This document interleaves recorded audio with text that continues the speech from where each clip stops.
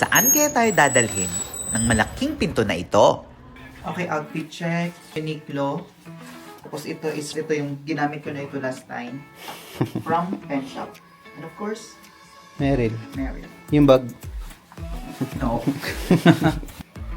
A jacket blue sa Uniqlo. White t-shirts. Ano to? Fat Animals sa Taiwan. Sa Shimiting area. Pen Shop. Then, yan. Skechers. Ang napansin ko, mahilig sila sa salad. Ayun, ang daming salad. Tapos gulay. Tapos dati lang yung bread andun. Ay, ito yung masarap. Yan sa kanya.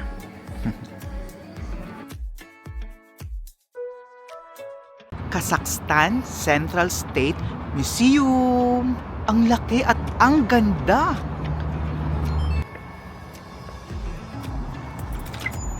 Gabat.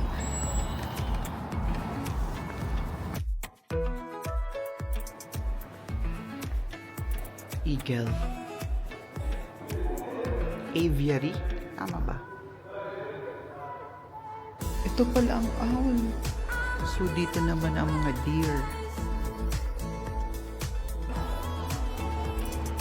Ito yung sa pinakagitna ng museum, malaking mapa ng Kazakhstan. Bawal pala mag-video sa loob, so pwede lang mag-pictures. So, i-share ko sa yung mga pictures lahat. Soon, upload ko dito sa page ko. Showing the culture, tradition at pinagmula ng Kazakhstan.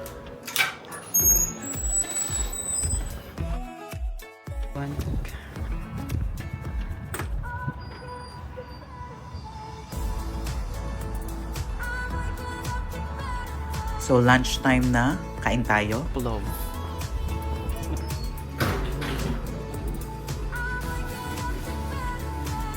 Tayo ng patik or vlog.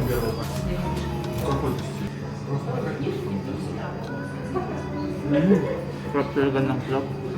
Sila. Presyo dito.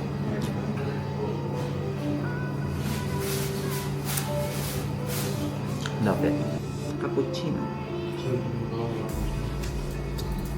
Ayan, masarap dyan. Vlog. Ang daming makakainan dito. May mga ganyan. Ito ko lang nakita. Bale, merong mga sasakyan na right. Ano, ito nasa right yung manibela. Tapos makakita ka din na, may nasa left na manibela. Ganda. Ngayon ko na-realize yung bakit may mga pag sa ibang bansa yung spring collection, winter collection, kasi mag-iiba pala talaga ang mga susuotin pag halimbawa iba na yung season. May mga damit kasi kami hindi nagamit dahil tapos na ang winter. Okay, bali pala dito pag nag-grocery kayo, wala silang bagger. Ikaw talaga mag-bagger kahit saan. Hi everyone, so this is our last night in Almaty. Naka 7 days na kami, so maghanap kami ng kainan. So nasulit talaga namin yung slow pace ng buhay dito, yung weather. Ang kagandahan kasi, na-enjoy namin yung winter, patapos ng winter at papaspring. Malapit pala sa hotel namin na explore lang talaga mga mall. So, ang hilig nila talaga sa park. May mga madadaanan pa kayong mga parks. So yan, Burger King kami.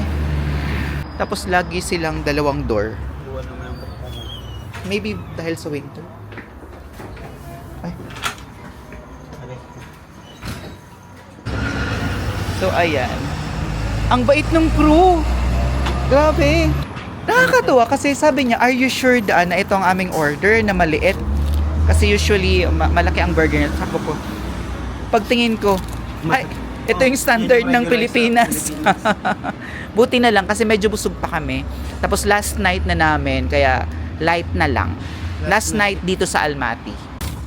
Ayan. 4,600 ito, lahat-lahat. Yun parang 500. Yup. Daming gulay. Heinz cheesy. Gusto ko to. Cheese na Heinz. Oh, love it. sarap ng Fanta. So ayan, after namin kumain, nakita kami ng park again. Sabi ko nga, ang daming park nila. Oh my God, no. Bakit ang hilig nila mag-stroller ng mga maliliit na bata paggabi? Wala ba silang word na hamog?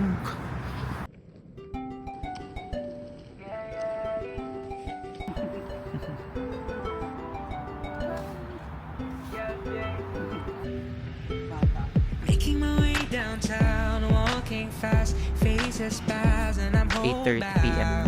So ayan, nagbabalik kami sa aming hotel. Magpapak na kami ng aming mga bagahe.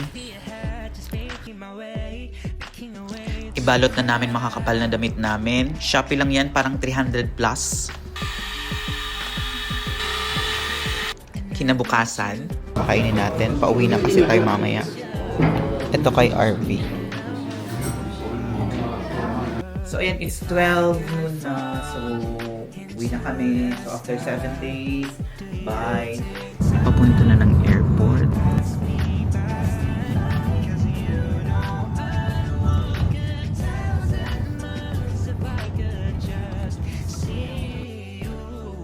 Ayan, nandito na tayo sa Almaty International Airport. Pauwi na tayo.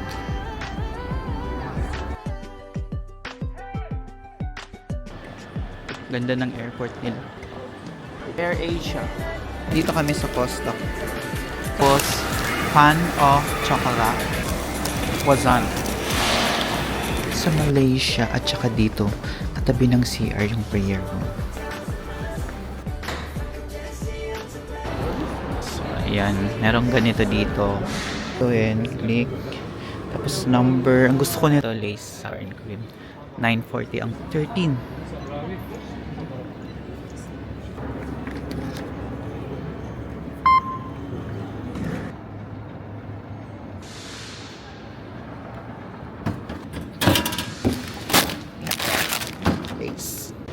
So, 3.5 hours bago ang flight namin. Nagbukas ng check-in counter.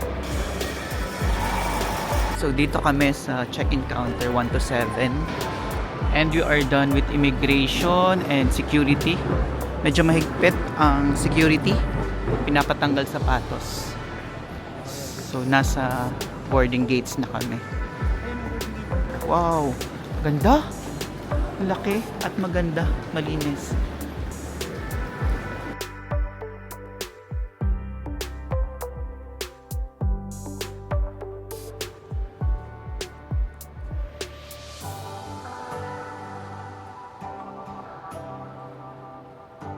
KFC.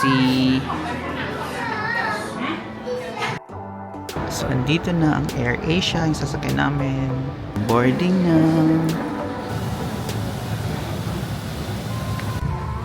The cabin lights will be switched off.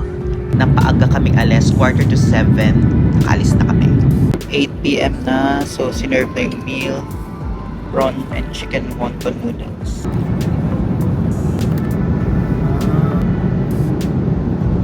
4 a.m. na sa Malaysia time. So, 2 hours na lang bago mag-landing. So, 12 ringgit cafe latte. Thank you for watching.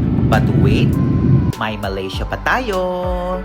Next episode na yan.